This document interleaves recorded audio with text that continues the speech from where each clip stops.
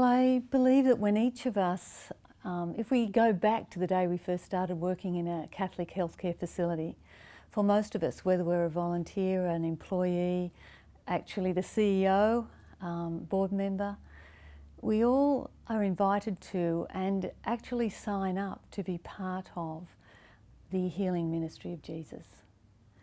And it's good for me to think about what does that actually mean and how does that come to life in my actual work and in the work of a pastoral care team. Pastoral care is often seen as a very intentional and explicit expression of mission. But how we actually participate in the healing of those we care for, and therefore the healing ministry of Jesus, is a good thing to think about. All who work in Catholic healthcare services offer patient-centred, holistic and compassionate care. But there are times when specialised care is needed, and that's what pastoral care offers. We are there to be very attentive to the spiritual well-being of our patients and also to provide what emotional support they may need. We work as part of multidisciplinary teams, so we're fully integrated into all the clinical care of patients. The services that we provide in pastoral care is primarily the opportunity for those we care for to explore their faith and its meaning for them in the context of experiencing a period of time where they are unwell or that they are struggling with health issues. We also offer them the opportunity to really identify and draw on the deep inner resources that they may not be very familiar with. And also, of course, as part of that are the external resources, which for many people are primarily their key relationships. The other area, of course, which is really important and is particularly important when people are seriously ill, is their access to sacramental care. And of course, that's an incredibly important part of our Catholic tradition, and it's very valued and treasured by our patients. But all people find the support of rituals, support of either specific religious rituals, but also rituals that reflect their spirituality, can be very helpful in a time when they struggle for words, when they struggle to actually be able to articulate what it is that they're experiencing and what it is that they feel supported by. And of course it also is a way in which they can feel deeply connected with their own faith communities, either communities that they're active in at the present time or communities that long ago may have been part of their life or part of their family's life. And so it really can anchor them in an experience that holds them safe during a time which can be very confronting. Another very important part of any experience of illness is a sense of loss, even if it's a momentary loss of the weekend that I had planned. But of course, for many people, hospital can be quite traumatic, and for some it can be quite a catastrophic event in their life. And so there's a lot of grieving that's happening in any hospital environment.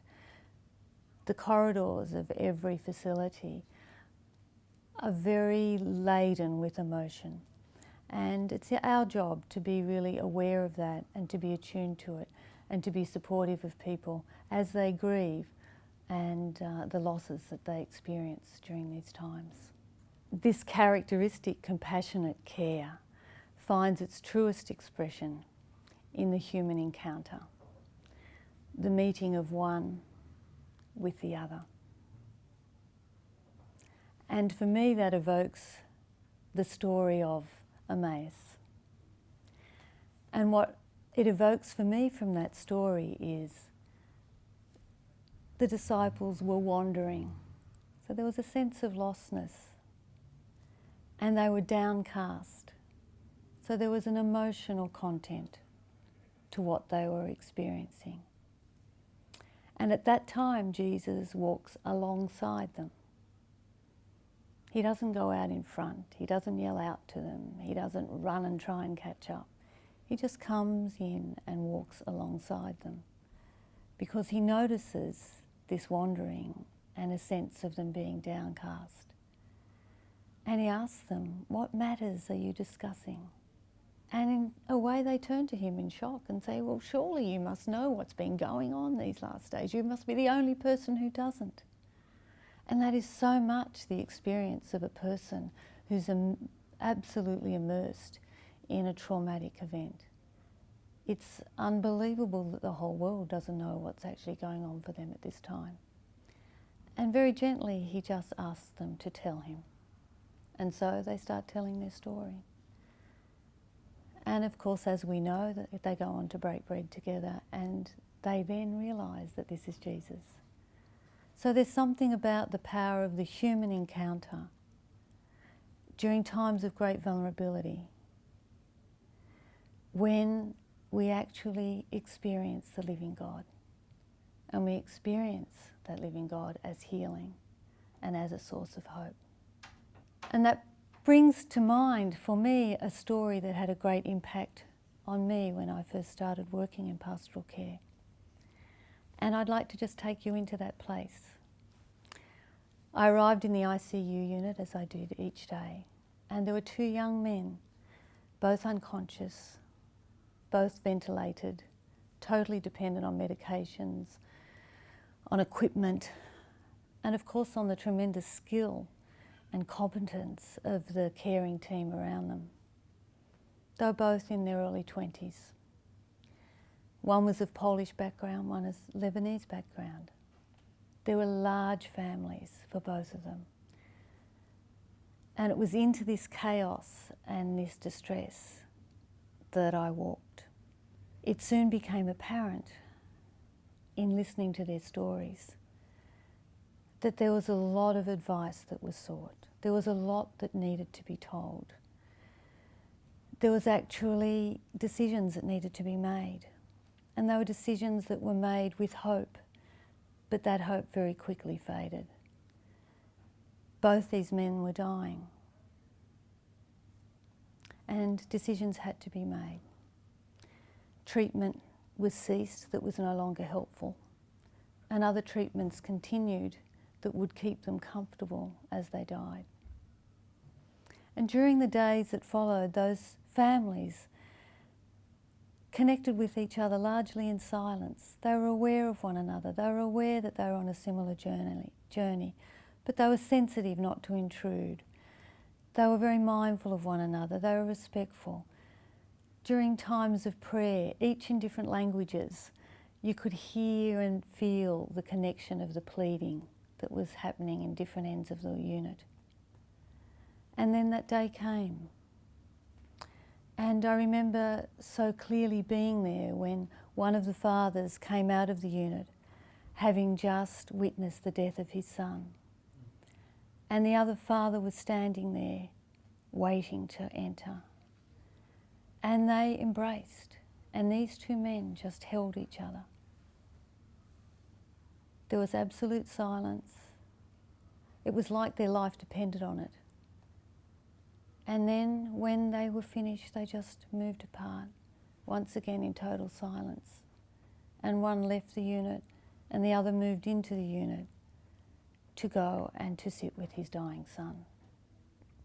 They both had to face what they had to face. It was an extraordinary privilege to witness that moment of grace. And I was utterly convinced that no one else on this planet could have given those two men, those two fathers, what they just gave one another. And I wondered at the end of it, was there anything that pastoral care did that helped facilitate that capacity for them to, in their own despair and distress, to give so generously to another? And the words that came to mind were very much the words from John's Gospel. The Word became flesh and dwelt among us. And in those two men, I saw the Word become flesh. And it reminded me of a quote from a theologian, Wilkie Owl. And I'd really like to share that now because I think it captures something essential that this story has helped me with.